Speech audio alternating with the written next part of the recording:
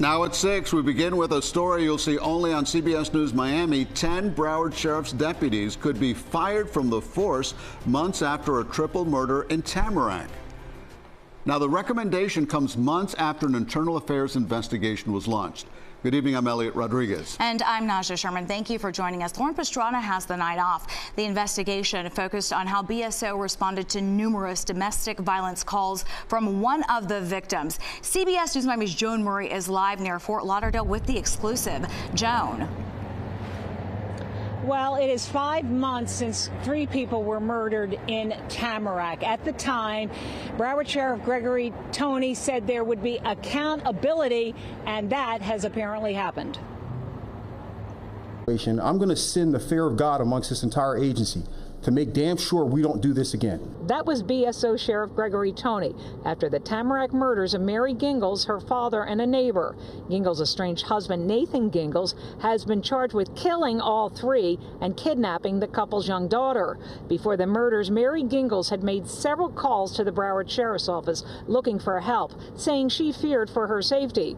After months of investigation, a professional standards committee has recommended terminating 10 deputies. The sheriff agreed.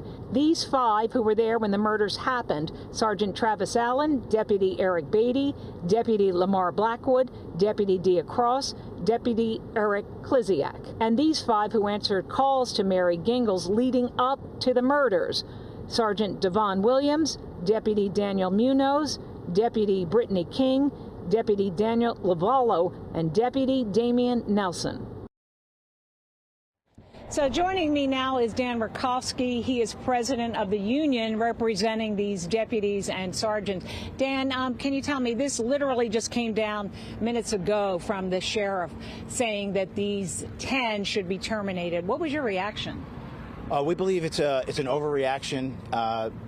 Basically, these deputies are dedicated public servants for some for over 20 years who have served the community admirably, and I don't think they got a fair shake in this process. The facts do not support terminations for them, and we intend to vigorously defend them.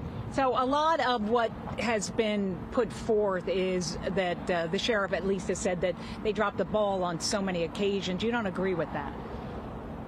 I think mistakes were made and they need to be addressed, but many mistakes are systemic and organizational and not due to the individual ineptitude of some of these deputies. Where do things go from here? Is it final, the word from the sheriff, these men will be terminated, men and women will be terminated? The law allows a predetermination hearing, a predisciplinary hearing that they'll get a chance to tell their story again and appeal basically to maybe reduce these terminations. But in the end, some of these deputies, some who have been on the force a long time, could really end up losing their jobs. It's possible. We intend to prevent that. We're going to be taking any case we need to arbitration, which would hopefully get their jobs back. Okay, thank you.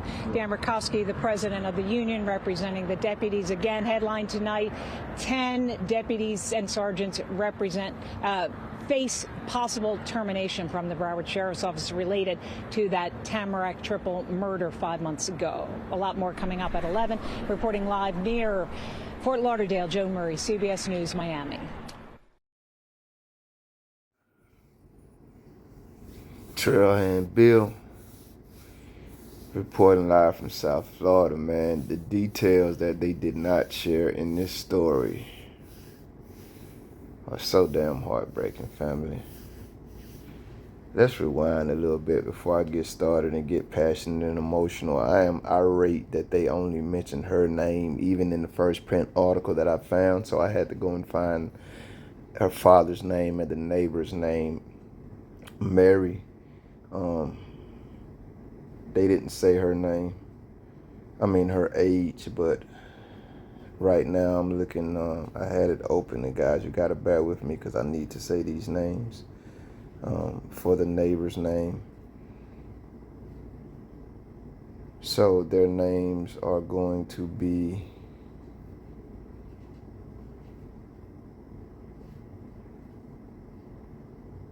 34-year-old Mary Gingles, I hope I'm saying her name right. Her father was 64, David Ponzer, and the innocent, uninvolved neighbor, 36-year-old Andrew Farron. Now, her husband, I think they said some of this was captured on camera. This is sad and crazy, man. Just leave. That's something I say on my true crime channel. No relationship is worth any amount of violence, and a lot of times it's not even worth friction. If you're married, I'm not telling you just leave because things get a little tense, but if you're even considering violence, your ass probably need to just leave, whether you're male or female, because both commit these type of heinous and violent crimes. But they say he went to the house. I don't know if his intentions were to murder her, but that's what he did that day. But while she was running away, because he had already tased her, is the story, her dad was on the back porch drinking coffee, and he shot the dad first. She ran into the neighbor's house through an open door. This man had literally nothing to do with this entire situation.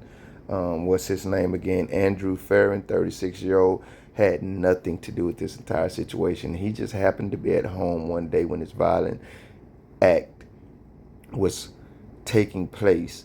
The lady ran into his home because the husband had shot her father dead, and then he went in there and killed her and killed this man.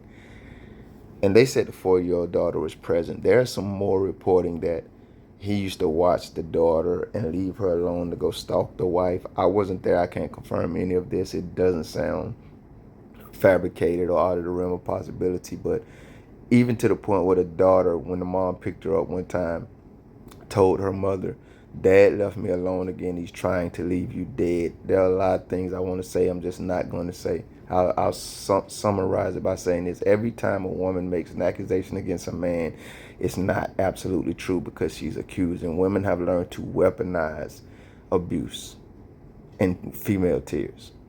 But sometimes, man, you got to pay attention, big dog, whether it's male, female, or child. This lady had a lot of evidence that this man was not only stalking her, but threatening her and abusing her and her family. So much so that the police had already one time, upon a court order, taken his guns. They said they found like 40 guns and then other gun-related items. They took them from him because the court issued a restraining order and an order to take the guns. They gave them back to him. She got another protective order, which therefore another court order was issued to take his weapons, and the officers never did. One of the weapons that they had previously taken from him was the weapon that he later used to murder these 3 people, family. When I tell you. So when I first hear this video and the sheriff chief guy, the dude, comes out and say, "I'm going to put the fear of God in these people," it immediately rings as hollow. But sir, you should. You should, and I hope you have. One guy was already fired, demoted, what the hell ever. I don't even give a damn at this point. Then you get the union guy come on. Is there anything that you guys believe these cops are guilty of? The only thing that rang for me when you spoke, sir, and I don't even want to call you sir, I want to call you names, was the fact that you said this isn't an individual Johnny problem. This is a systemic departmental problem. I've been saying that since the beginning. And it's not just systemic in that department in Broward County. It's systemic from the newest cadet signing up for the police academy to our president, your favorite president. All of them are corporates. All of them are culpable, man. Why are we even discussing firing these cowards, family? Everybody involved, and I'm pretty sure there were some more people involved that were not named. They didn't drop the ball. They're complicit in triple murder, man. This lady did every damn thing she could to tell these American neighborhood coward-ass fake heroes they needed to get this guy the hell away, not only from her, but the public. And all they did was go get coffee and donuts. And it culminated in 3 innocent lives that you can't put so much fear of God in them. You can't address this issue systemically enough or individually enough to bring back those 3 innocent lives. I'm thinking, why didn't y'all get some of the family members or friends here to tell that part of the story, to put some heartbeat in it, or, pun intended, lack of it? Coffee and donuts. I'm going to leave the print article in the pinned comment and or description. I damn near beg y'all to go read it, man, and see everything that unfolded in this case and how far this lady went to get these cows to do the job that she, her father, and his innocent, uninvolved neighbor paid them to do, along with the rest of us every damn day. And these motherfuckers ain't do nothing but get coffee and donuts until we got 3 dead humans, man. Where are the heroes? And now more of our money is being taken to defend them and see if they should be able to keep their job. Who the fuck want these types of cowards out here, air quotes, protecting our community, or continually failing to do it? How many other innocent lives are they responsible for no longer being with us?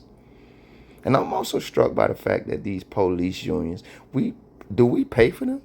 Because they have the Internal Affairs Department, which they are that.